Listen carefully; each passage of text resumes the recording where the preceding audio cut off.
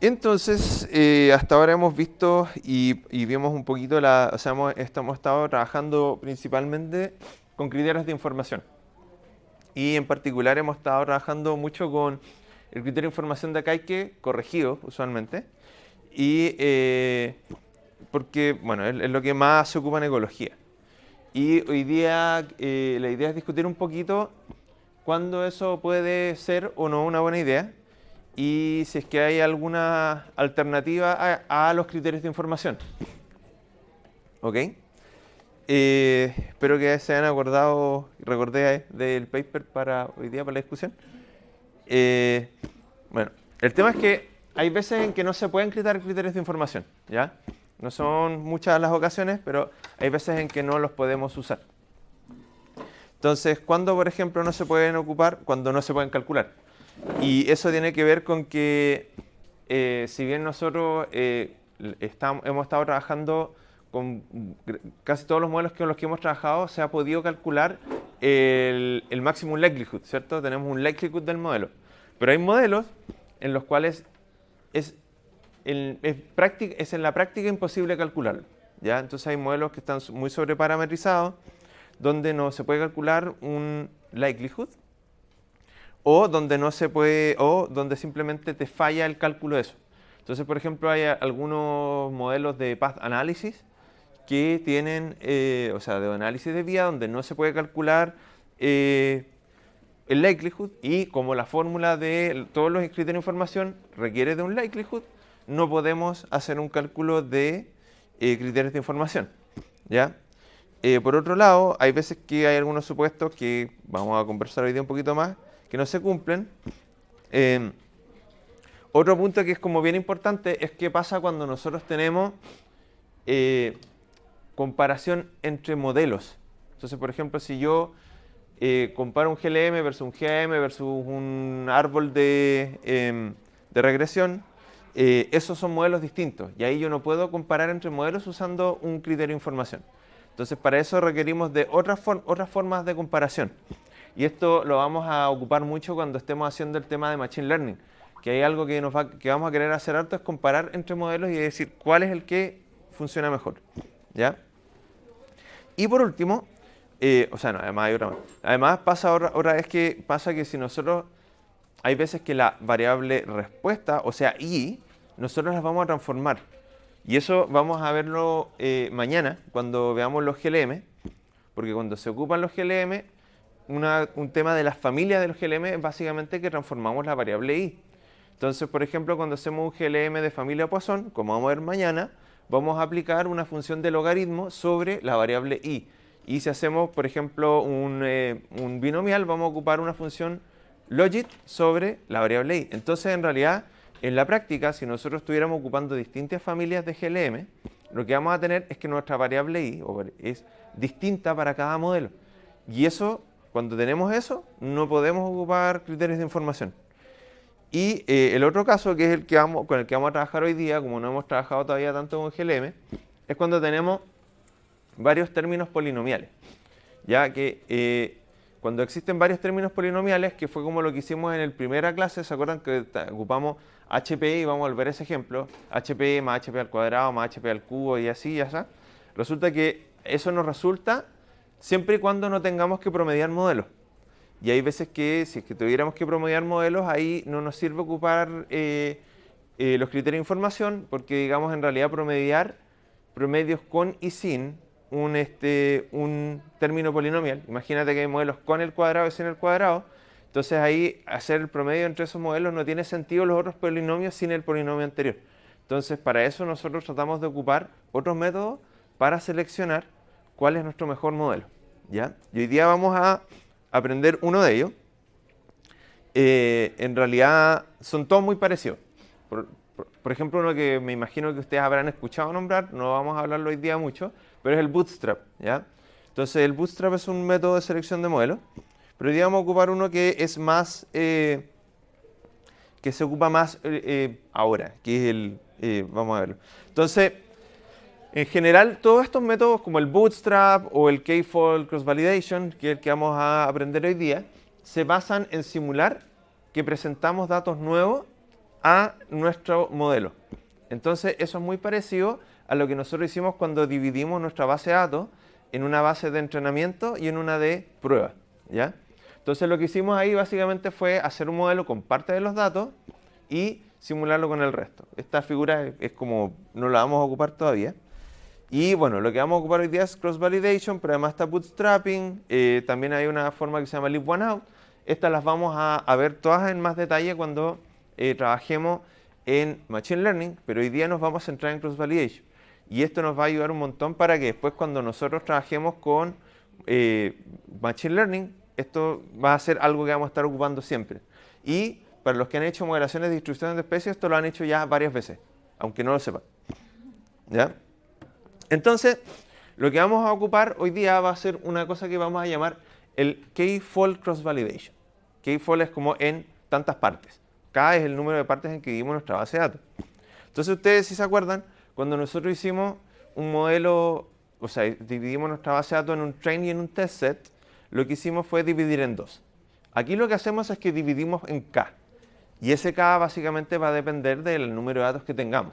Entonces, por ejemplo, si tenemos millones de datos, podemos dividir nuestra base de datos en 100 o en lo que queramos, y eso nos va a permitir hacer más pruebas, ¿ya? Entonces, claro, dividimos toda la base de datos en un grupo aleatorio de K, ¿ya? Entonces, lo que yo voy a hacer en este momento es que, una vez que dividí en K, voy a agarrar todos mis grupos menos 1, y con ese voy a entrenar mi modelo, y después lo voy a testear en el grupo K, ¿ya? Entonces ahora vamos a mostrarlo en un ejemplo, ¿ya? Y lo que vamos a hacer es que vamos a sacar alguna medida de desempeño, como por ejemplo R cuadrado, que es con lo que hemos estado trabajando. Después vamos a trabajar más adelante con root mean square error. Y vamos a hacer un ranking de los modelos según esto, ¿ya? Volvamos entonces al ejemplo que hicimos inicialmente. Entonces nosotros aquí tenemos nuestro modelo de HP y vamos a tomar un modelo, ¿ya? Porque en realidad esto lo vamos a hacer para cada modelo con el que queramos trabajar, ¿ya? Entonces aquí yo agarré todos los datos donde nosotros teníamos las millas por galón versus los caballos de fuerza, y aquí armé un modelo lineal que, ¿cierto?, tiene la siguiente ecuación, ¿cierto? Entonces nosotros tenemos que las millas por galón es igual a beta 1, que es la pendiente, por HP más C, que es mi intercepto, ¿ya? Acuérdense que siempre cuando estamos haciendo esto de selección de modelos tenemos que tener súper claro qué significa después el modelo con el que vamos a trabajar. Entonces, cuando yo quiero hacer un K-fold cross-validation, lo primero que hago es decir, ya, voy a dividir en cierto número de valores al azar. Entonces voy a dividir mi base en K, y en este caso voy a decir que K es igual a 5. Usualmente se usa 10, pero esta base de datos es muy chiquitita. Entonces ocupé 5 como para trabajar con algo más manejable. Y ocupé esta base de datos porque hay otra base de datos que viene con ggplot, que es la Diamonds, que viene como con 80.000, más o menos con 80.000 observaciones, pero cuando la grafico se entiende mucho menos lo que estamos haciendo. Entonces por eso decidí volver a este ejemplo. Ya, entonces acá tengo las mismas observaciones, pero están divididos en 5 grupos al azar, ¿ya? Entonces estos grupos usualmente se llaman folds. Por eso es K-fold cross-validation, ¿ya? Entonces acá, cuando vemos los 5 colores, cada color es un grupo que fue determinado al azar. Entonces acá, todo lo que es rojo son el fold 1, todo lo que son amarillos son el fold 2, todo lo que son verde, el fold 3 y así, ¿ya? Entonces, una vez que tomo esto, voy a hacer 5 veces voy a hacer un ajuste de mi modelo, ¿ya?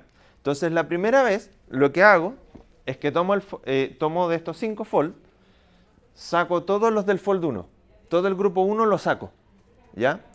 Y ocupo el resto de las observaciones para ajustar mi modelo. Y una vez que ajusto ese modelo, predigo sobre el fold 1 y veo qué tal es mi R cuadrado de eso, ¿ok? Entonces, esto se vería así.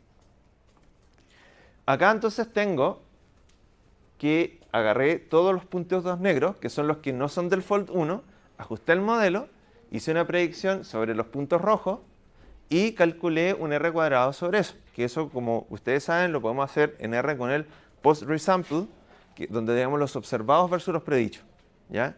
Y eso, en este caso, me dio un R cuadrado de 0,61. ¿Ok?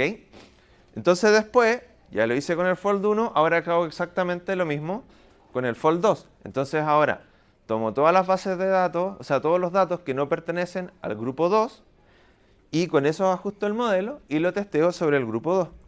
Y esto se va a ver así, esta línea amarilla sería la predicción sobre los puntos amarillos, y vemos que eso nos da un R cuadrado de 0,65. Este es el modelo entrenado con los puntos negros. Como ven, ya ahí hay una pequeña variación en la pendiente, ¿ya? Eso nos está mostrando cómo iría variando el modelo según si nosotros tomamos distintas variables aleatorias, ¿ya? Y esto me va a dar en este caso un R de 0,65, un R cuadrado de 0,65.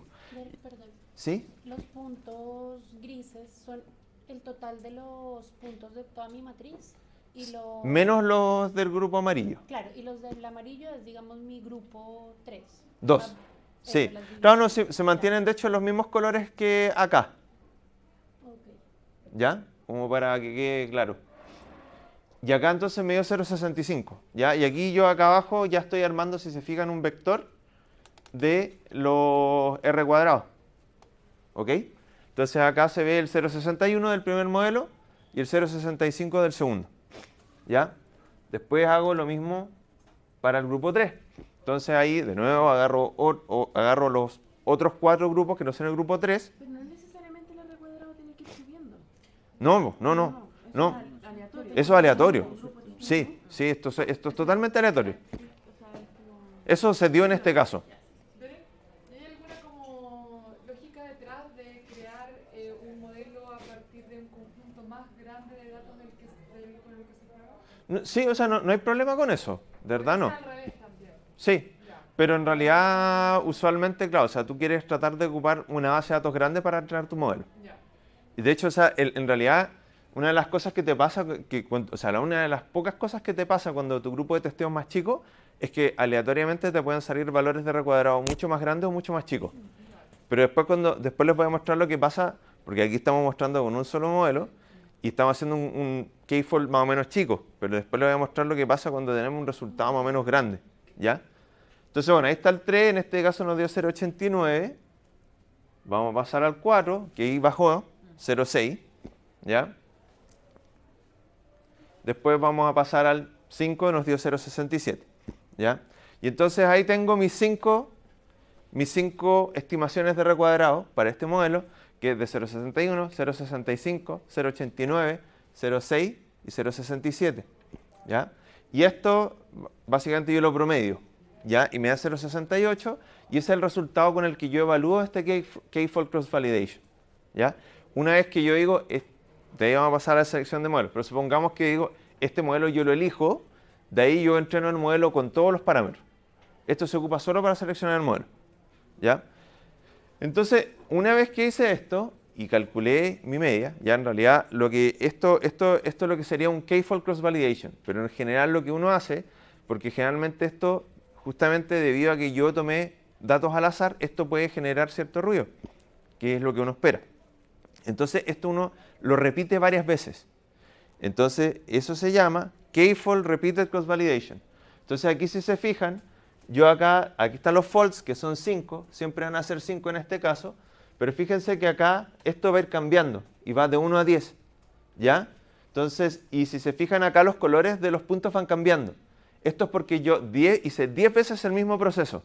Entonces, 10 veces dividí al azar mi modelo en 5 grupos y hice este mismo proceso.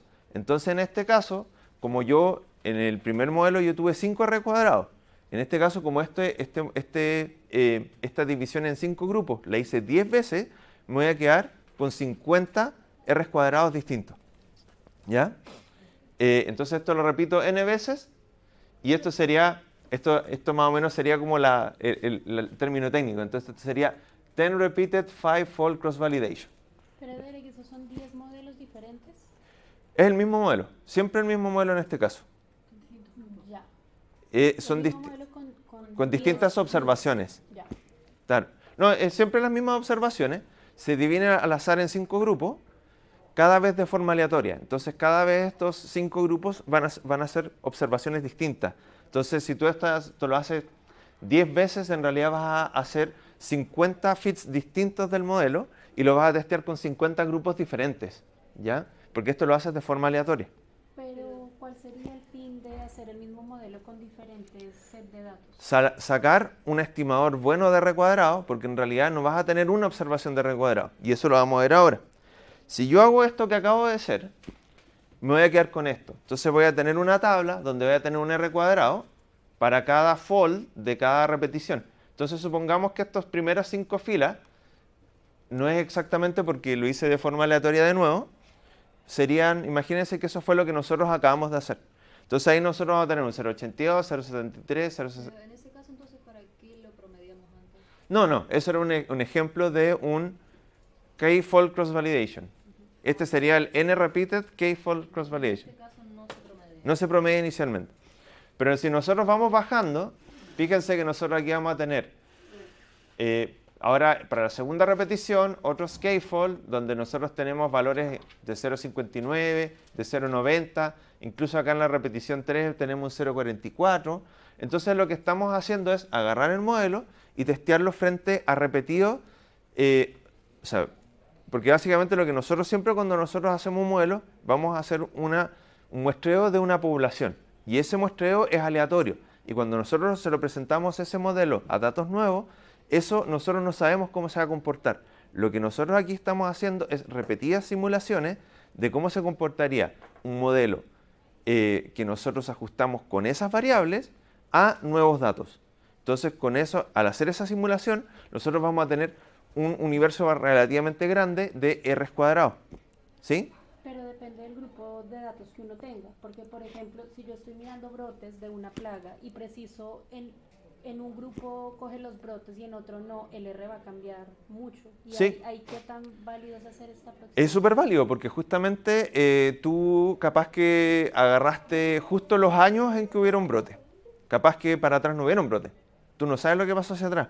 Entonces tú tomaste una cantidad de años que justo los tomaste. Pero en realidad no tienes idea si esos eran los que tenías que tomar o no. Porque tú hiciste un muestreo, en teoría, aleatorio. Eso es lo que hace cuando tú haces un buen diseño de muestreo. Y esto se repite acá hacia abajo 50 veces. Esto en realidad usualmente yo lo hago mucho más que esto. Pero aquí nosotros tenemos entonces 50 observaciones, ¿cierto? De R cuadrado. Y esto, cuando yo lo promedio, en este caso me da 0.73 para este modelo. Y esto se ve así, en un gráfico de densidad. Entonces una de las cosas que generalmente nos va a pasar cuando nosotros hacemos las suficientes cross-validations es que esto va a tener una distribución normal, ¿ya? Y eso es una de las formas en que nosotros sabemos que hicimos suficientes cross-validations, que va a tener una distribución normal. Y de hecho esto si lo repito más veces todavía, probablemente lo que va a pasar es que la desviación se va a ir achicando cada vez más, ¿ya? Y voy a tener más confianza en mi estimación del R cuadrado. Esto, probablemente sí, este R cuadrado de todas formas va a ser más bajo que si yo le presento un nuevo set nuevo, ¿ya? Porque fue todo hecho sobre el mismo base de datos, ¿ya? Eso lo vamos a ver después cuando veamos Machine Learning. Pero esto que acabamos de ver es la base de Machine Learning. Y esto es la base de cómo se hace modelación de nicho. De hecho, como hartos estuvieron acá en la pelea entre tomar modelación de nicho y esto, uno de los ejemplos que vamos a hacer de Machine Learning va a ser modelación de nicho, ¿ya? Entonces, ahora mostramos cómo hacemos una estimación. Pero ahora, ¿qué pasa si nosotros tenemos un montón de modelos? Y con esos modelos si nosotros dentro de esos modelos queremos hacer una selección de cuál es el mejor ocupando esto, ¿ya? Entonces, lo que vamos a hacer es que vamos a volver al mismo ejemplo que teníamos antes, donde vamos a tener que nuestros modelos candidatos van a ser de nuevo todas las opciones polinomiales. ¿Por qué voy a ocupar eso? Porque justamente como les decía antes, esto es un ejemplo de cuando tenemos varios polinomiales donde nosotros no podemos promediar modelos. Entonces tenemos que optar por otra cosa. Y esta es una forma donde nosotros podemos efectivamente llegar y decir que que este modelo es mejor que otro y ocupamos una técnica que está ya validada. El cross-validation es muy utilizado, ¿ya? Entonces nosotros tenemos primero el HP cuadrado, el B2 HP, HP, B2 HP cuadrado, B2 HP al cubo, y estos son todos los modelos. Entonces aquí yo puse hasta 6 polinomiales, no me alcanzó la C para allá. Y entonces lo primero que vamos a hacer para hacer una comparación es el tomar esta base de datos y hacer la selección de modelos que nosotros hubiéramos hecho haciéndolo con A y C, ¿ya? Solamente para que nosotros podamos después tener una comparación, ¿ya? Porque esta cuestión de, inicialmente cuando uno ve los cross-validation uno queda un poco con la duda. Pero lo que yo quiero mostrarle es que es más o menos en la selección del mejor modelo generalmente te da un resultado bastante parecido a lo que te daría una IC, ¿ya? Entonces, y esto, yo les dije esto de que generalmente cuando nosotros tenemos estos polinomiales, tenemos a veces problemas, ¿cierto? Para poder hacer ocupar AIC. Pero en realidad eso no es para la selección del modelo, sino que es para el promedio de modelos. Entonces, el hacer la tabla de selección de modelos con AIC con polinomiales es totalmente válido. Lo que no es válido es hacer un promedio de modelos, ¿ya? Que fue lo que vimos la vez pasada, ¿se acuerdan? Ok, entonces, si yo corro esto,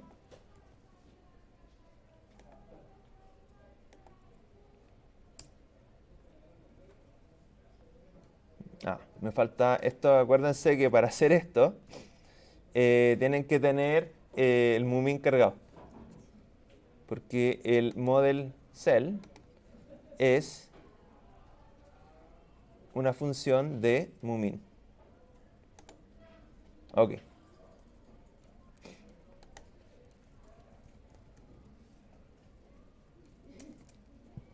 Ya, entonces acá tenemos la tabla de selección de modelos, donde si nos vamos al final, vemos que el primer modelo tiene un peso relativamente alto, que es de de 169, o sea, de 70. Tiene un peso de 0,7, ¿ya? Entonces este es un modelo que tiene un peso bastante alto comparado con los otros. Donde el segundo tiene un delta de A y C de 2. Como vamos a discutir en el paper de hoy, eso del delta IC de 2 es una cosa que se ocupa bastante, pero no es el único parámetro.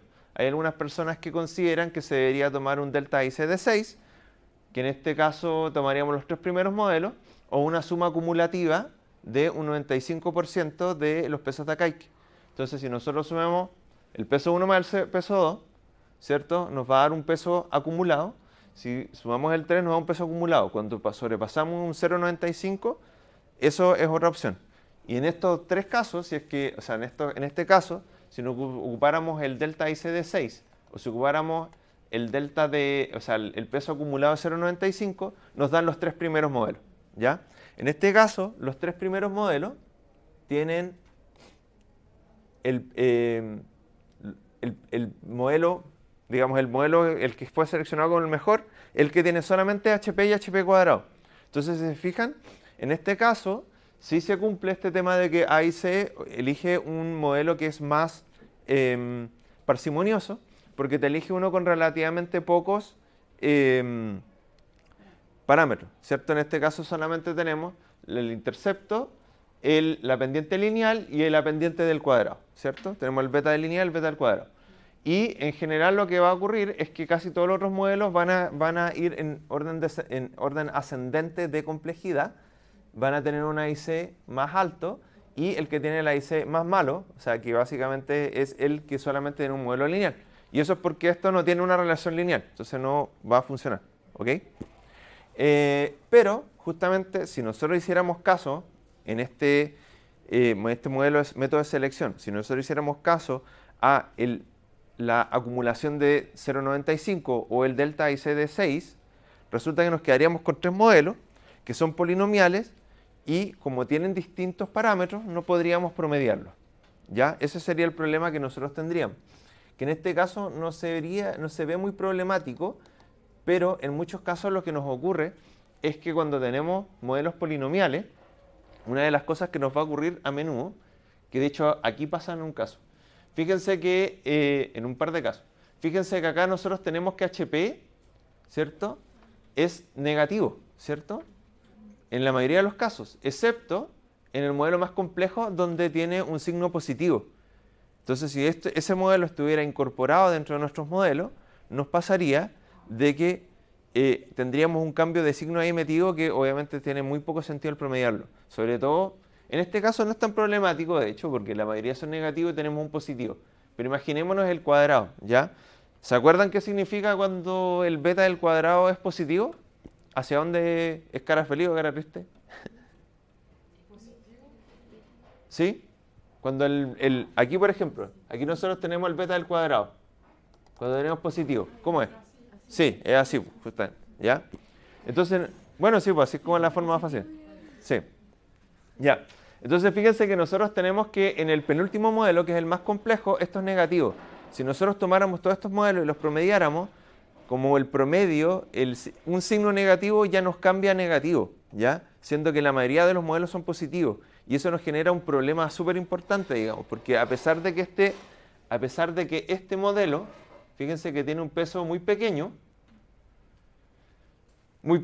si nosotros lo tomáramos en cuenta, a pesar de que va a estar pesado por eso, el signo negativo nos va a influenciar en hacia qué lado va este beta. Y eso nos genera un problema súper grande, ¿ya? Y es por eso que nosotros en ese caso diríamos, pucha, ¿sabes qué? Mejor no vamos a hacer un promedio de modelos en base a A y C, sino que vamos a ocupar cross-validation, por ejemplo, ¿ya?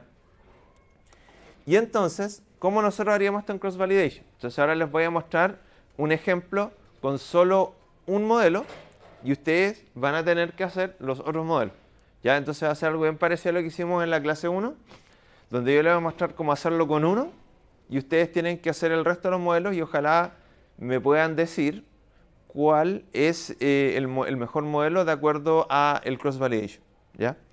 Entonces, ¿cómo hacemos? Bueno, ahí está la misma tabla, que en realidad la quería mostrar. Y justamente como vemos acá, tenemos que entre los primeros tres tenemos, en realidad entre los primeros dos ya tenemos un 83 del peso y con esto, sí, ya. ¿Ah? 93, sí, y con esto ya tenemos 98. Sí. Entonces con esos tres modelos ya tenemos casi todo. Ya. Entonces, ¿cómo lo hacemos con N-repeated cross-validation? Entonces lo que vamos a hacer es que vamos a generar este N-repeated cross-validation para cada modelo y con eso nosotros vamos a calcular un promedio de un R cuadrado y con eso vamos a decidir con el que tiene el R cuadrado más alto. Es así de sencillo, ¿ok? Y uno de los problemas que tiene el K-fold, well, cualquier cross-validation, es que es aleatorio. Entonces, como es aleatorio, nosotros podemos hacerlo distintas veces y nos podría llegar a dar distintos resultados, a menos que sea una muy buena selección de modelos, ¿ya? Entonces, para que hagamos eso, yo les voy a pedir que hagan una cosita por ahí, ¿ya? Entonces, para un modelo, lo que vamos a hacer es esto. Y lo que yo quiero que ustedes cambien ahí es el set seed, ¿ya? Yo aquí puse un set seed de 2018 y eso significa que siempre me da el mismo resultado. Entonces de repente ustedes hagan uno distinto, capaz pongan los dígitos de su cumpleaños o algo así, para que ojalá todos tengan como un resultado distinto y comparemos si es que nos da la misma selección de modelos, ¿ok? Entonces, por ejemplo, en mi caso, yo pondría una cosa como, no sé, vamos a borrar esto. Tienen que tener el mumin y tienen que poner además el paquete caret.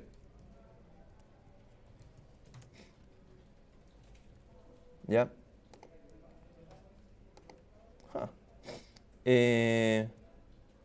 Entonces yo acá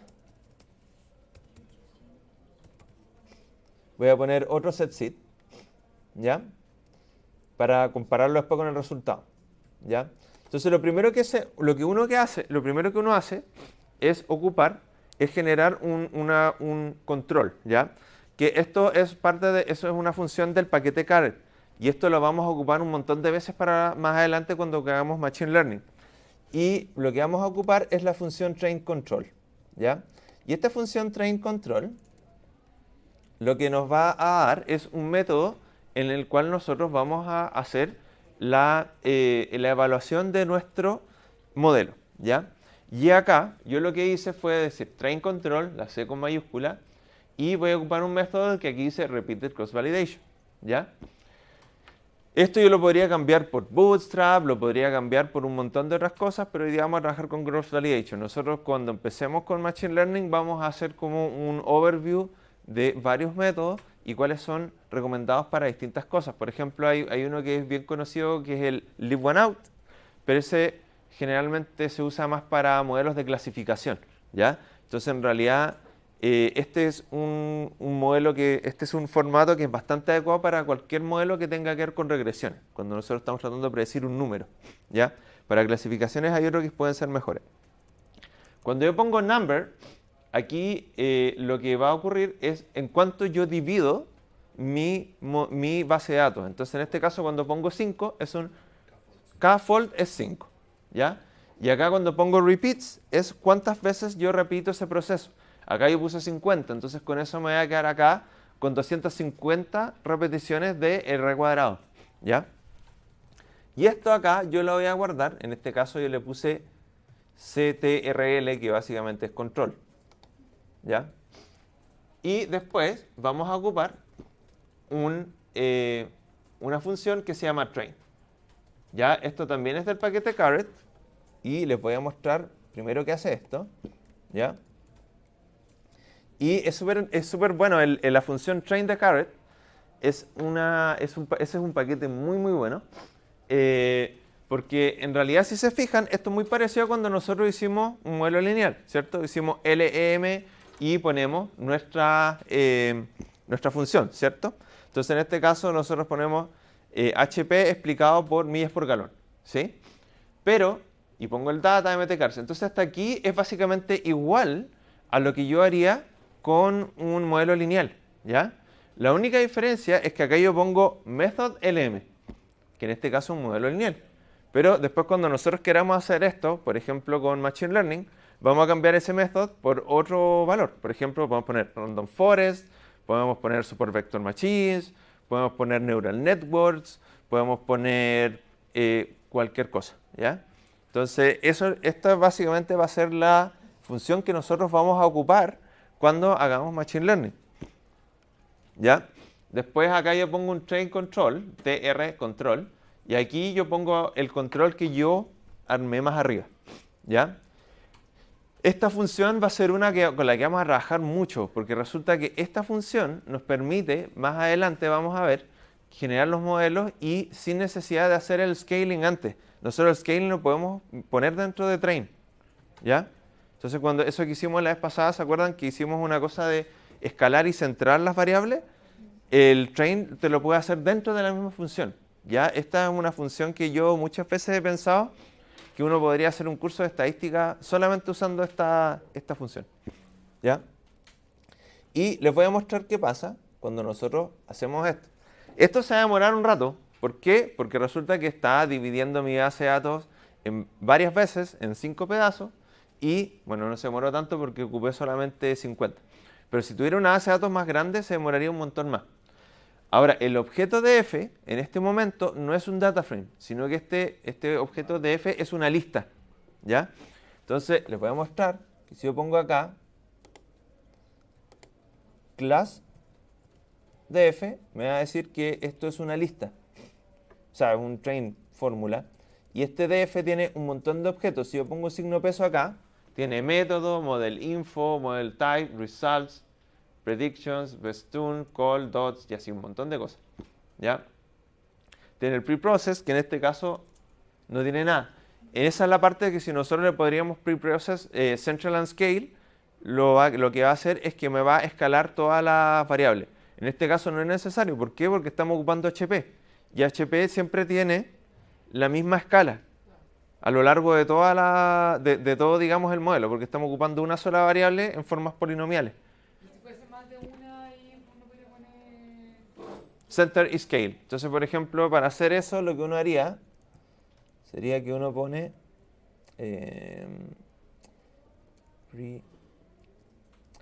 Déjame ver. Creo que es preprocess, pero a ver, voy a buscarlo al tiro para no hacer ningún... Siempre se me olvida así como el nombre exacto, si es con mayúscula o sin mayúscula o qué sé.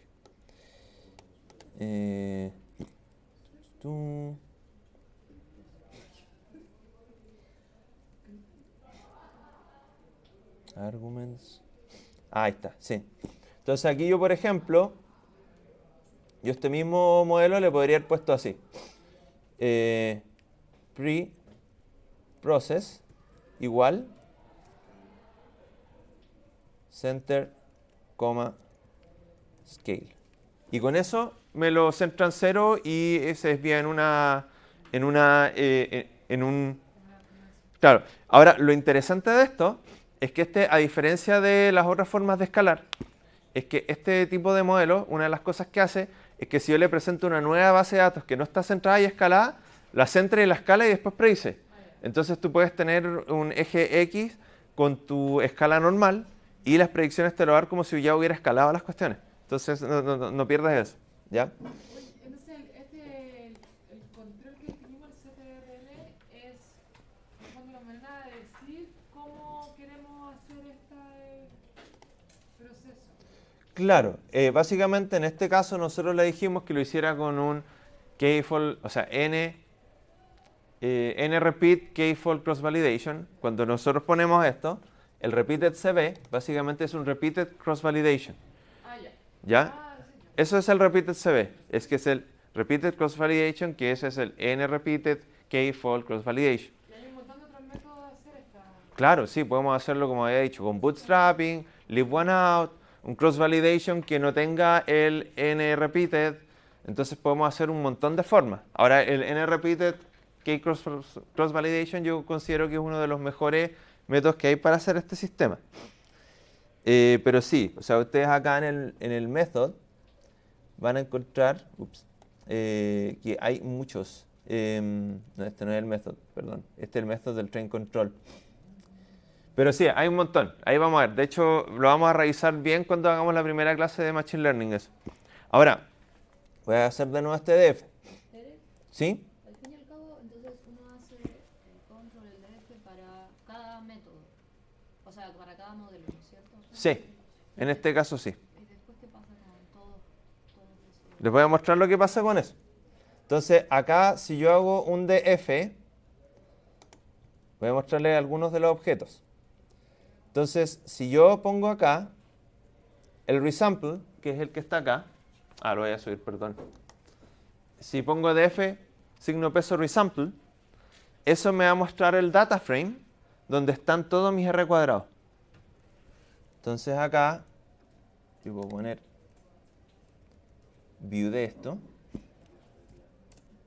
Y eso me entrega todos mis R cuadrados. ¿Ven? Entonces acá están todos los R cuadrados de todos los fold y todas las repeticiones. Entonces en este caso tiene 250 entradas.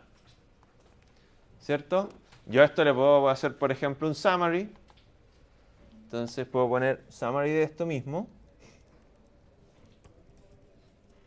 Y ahí mismo me dice que el R cuadrado tenía un mínimo de 0.35, un máximo de 0.98 y una media de 0.72.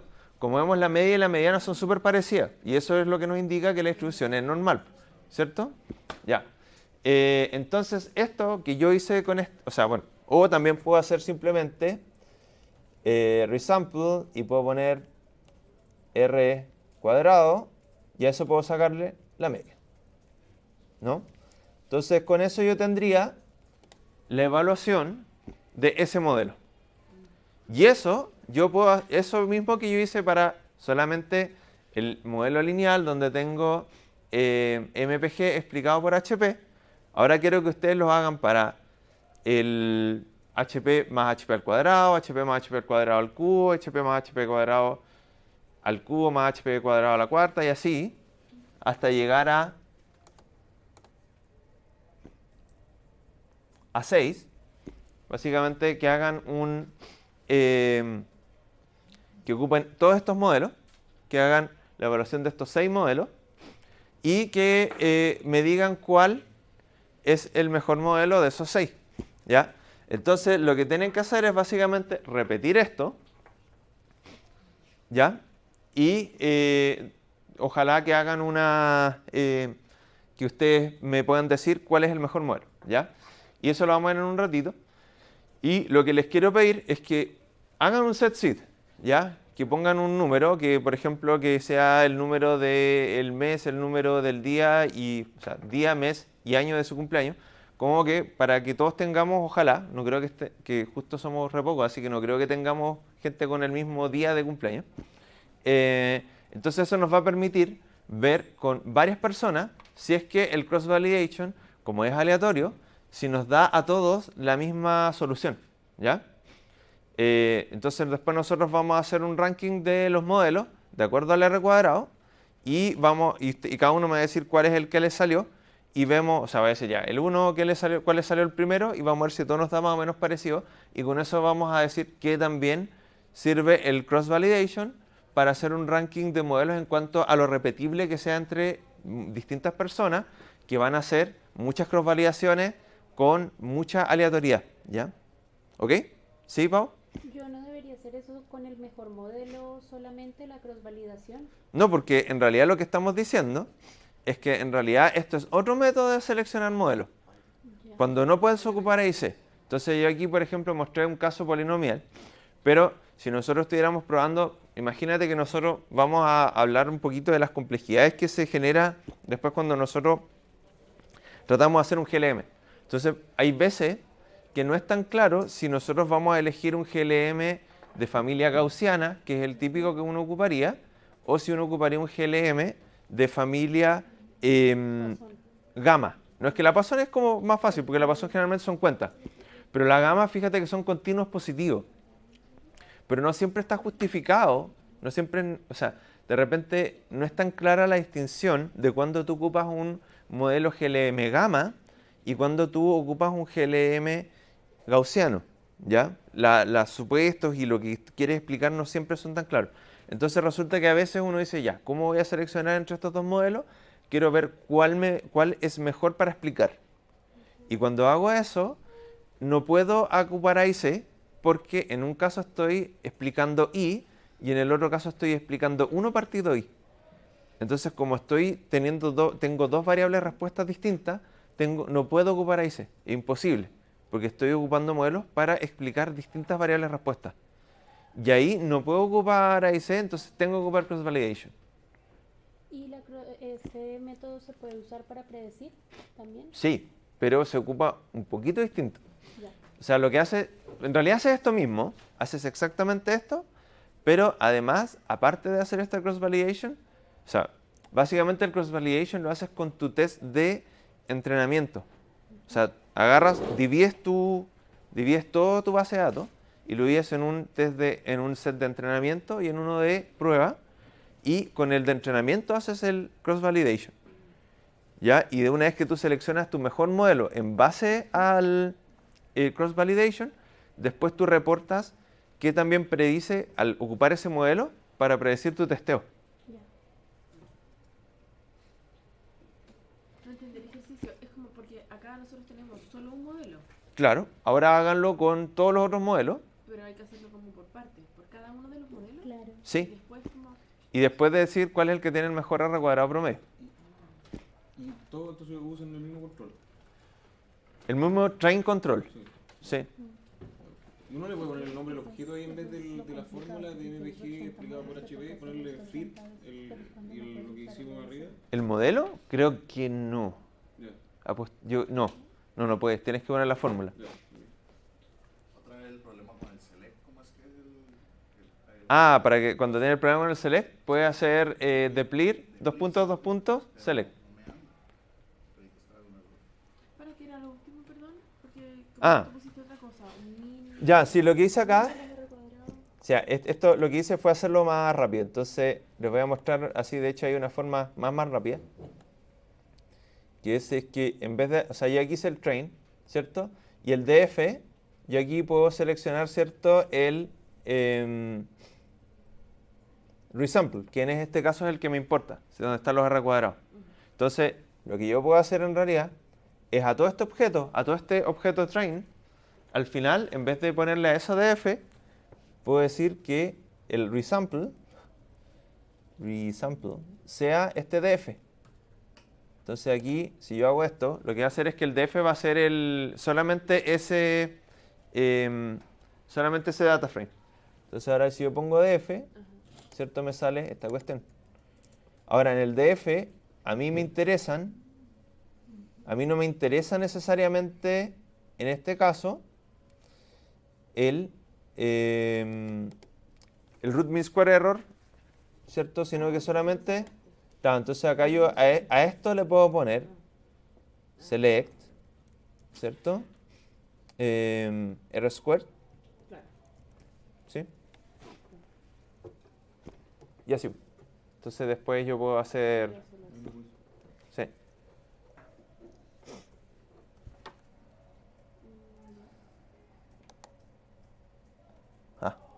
Para que eso funcione, tiene que tener el tidyverse cargado.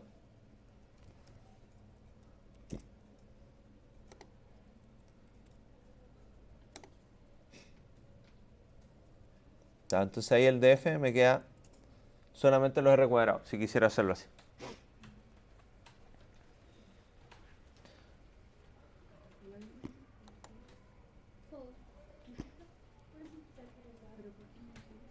¿Acá?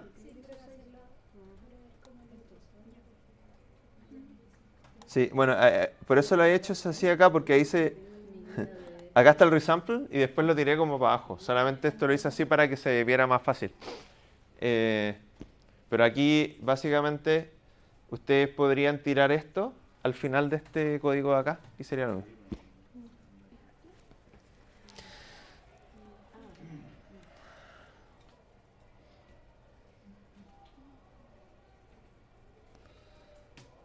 Sí.